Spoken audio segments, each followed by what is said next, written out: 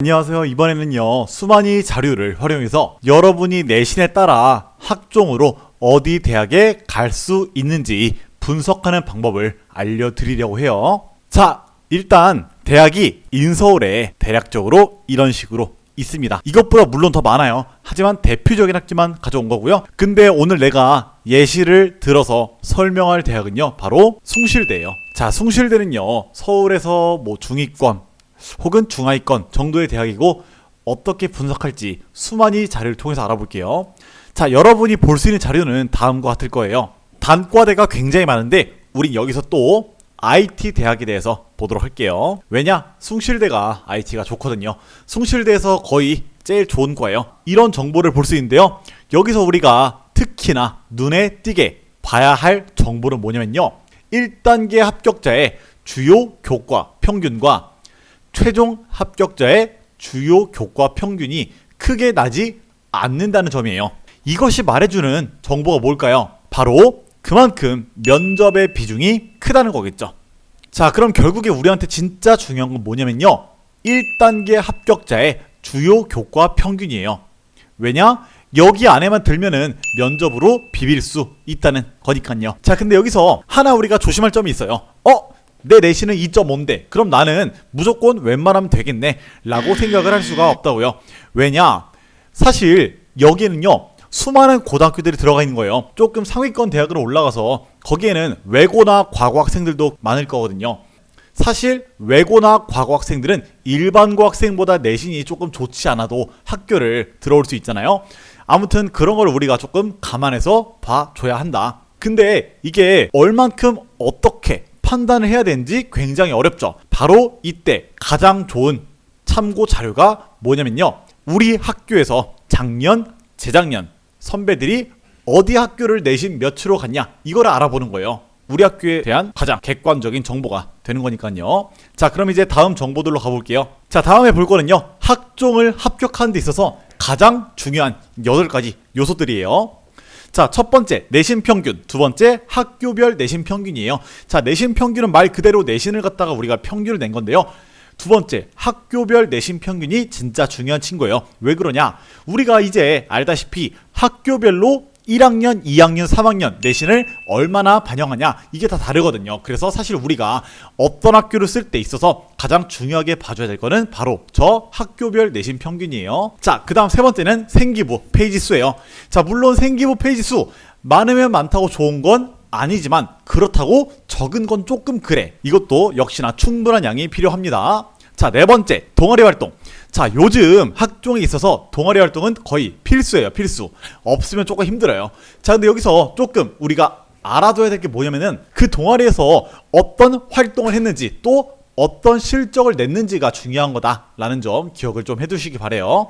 자, 그 다음 세특과 진로사항이에요. 자, 이거 중요하죠. 1학년, 2학년, 3학년에 있어서 비슷한 직군, 비슷한 학과 정도로 이어 나가줘야 합니다. 그러니까 1, 2, 3학년에 있어서 스토리를 갖다가 우리가 잘 짜줘야 돼. 자, 예를 들어서 내가 근데 어긋났을 수도 있어. 첫 번째, 1학년 때 내가 의사가 되고 싶었어. 근데 수학이 너무 힘든 거야. 그래서 나는 의사가 될 수 없겠다. 그래서 내가 2학년 때 문과로 돌리면서 판사라고 바꿨어요. 그러면 우리가 이제 이거를 어떻게 해야 되냐, 3학년 때도 판사라고 써준 다음에 이 스토리를 갖다가 자소서에서 잘 녹여주는 거예요. 처음에는 의학 쪽에 관심이 있었는데 판사 중에서도 그런 조금 의료 관련된 사안들을 처리하는 판사가 굉장히 나한테 매력적으로 다가왔기 때문에 내 꿈이 이렇게 바뀌게 되었다. 이런 식으로 하면은 1학년 의사, 2학년 판사, 언뜻 보기에는 두 개가 조금 거리가 있어 보이지만 우리가 충분히 이렇게 이어줄 수 있겠죠? 혹은 1학년 때 내가 엄마랑 싸워갖고 엄마 말 안 들으려고 막 장래희망에 화가를 써서 화가, 그러다가 2학년 때 정신 차리고 예를 들어 심리학자를 썼어요. 사실 내가 진짜 하고 싶던 거는 예를 들어서 심리학과에 진학하는 거라고 해봐요. 그럼 너네 둘을 갖다가 우리가 또 잘 짬뽕을 시켜서 3학년 장래희망에는 미술심리치료사 이렇게 딱 써주면 완전 퍼펙트 하겠죠? 자, 이런 식으로 가장 좋은 거는 1, 2, 4학년 다 똑같은 게 좋지만 조금 그게 어긋났더라도 내가 지원하고자 하는 과를 합격하기 위해서 끼워 맞출 수 있는 뭔가를 짜보시면 좋을 거다. 자, 그 다음은 수상 실적이에요. 자, 수상 실적 당연히 중요합니다. 내신 성적과 함께 내가 얼마나 지난 3년 동안 학교 생활에 충실했는지를 보여주는 지표이기 때문에 그래요. 자, 그 다음은 봉사활동이에요. 봉사활동의 경우는 어떤 면에서 특히나 중요하냐, 바로 자기가 어떠한 목적 의식을 갖고 봉사를 하는 경우. 자, 예를 들어 이런 학생이죠. 내가 사범대를 갈 거다, 교대를 갈 거다. 근데 내가 3년 내내 교육봉사를 했어? 그럼 뭐야? 그 학생들에 있어서는 봉사활동이 엄청난 스펙이 될 수 있겠죠? 자, 마지막은 말해 뭐해 자소서예요. 자소서는요 뭐냐면은 앞서 말한 7개 내용들을 내가 얼마나 조화롭게 만들어 주느냐 이런 거예요. 그러니까 앞서 말한 7개를 우리가 뭐 비빔밥의 재료라고 얘기한다면은 자소서는 그거를 얼마나 맛있게 비율 좋게 비벼줄 것이냐 이런 거예요. 이 수만이에서 우리가 이런 걸 볼 수 있어요. 어떤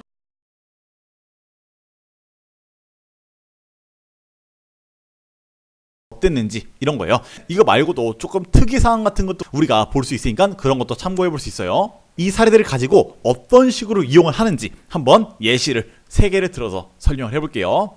첫 번째 학생은 김난 학생이에요. 자, 내신 3.5 뭐 그렇게 좋진 않죠? 자, 그리고 생기부도 15장, 특이점은 없어요. 자, 그러나 게임 동아리 부장이네요. 물론 그냥 게임 동아리 부장이면은 소용이 없겠지만 아마도 활동과 실적이 괜찮은 학생인 것 같아요. 그리고 컴공 관련 수학 세트 좋아요. 그리고 수학 경시대회 수상 좋고 봉사 시간은 뭐 그냥 큰 문제 없고요.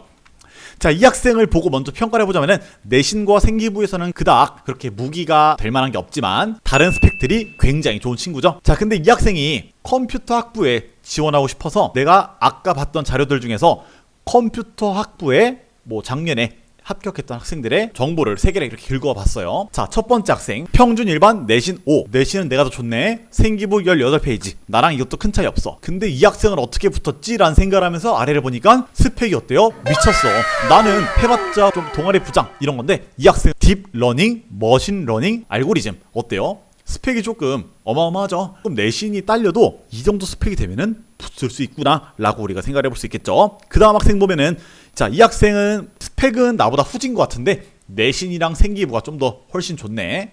그 다음 이 학생은 뭐 나보다 내신이 조금 좋은데 붙었네. 물론 생기부가 좀 더 좋았을 수도 있겠죠. 혹은 뭐 자소서에서 승부를 잘 봤을 수도 있고. 자, 우리가 난학생이라고 생각을 해봐요. 그러면은 이 3가지를 보고 어떤 생각을 했을까요?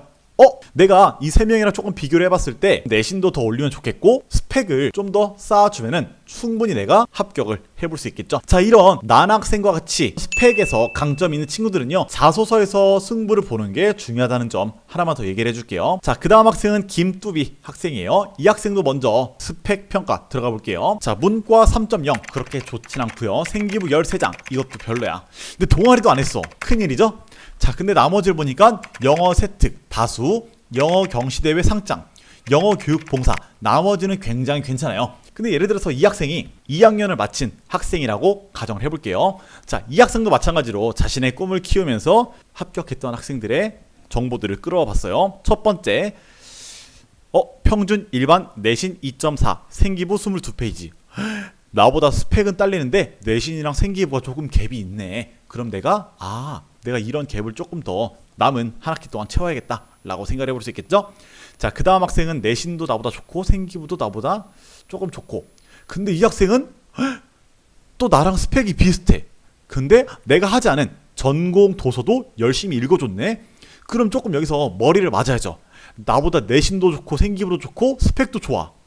그럼 나는 엄청 열심히 달려봐야겠죠. 자, 그 다음 학생 보니까 내신 2.7로 그냥 붙었네요. 그럼 계획을 어떤 식으로 짜야 되냐? 자, 일단 내신 0.3이 언뜻 보기에는 큰 차이 안 나는 것 같지만 자, 학생들 중에서 좀 내신을 열심히 올려보려고 노력하는 학생들은 알 거예요.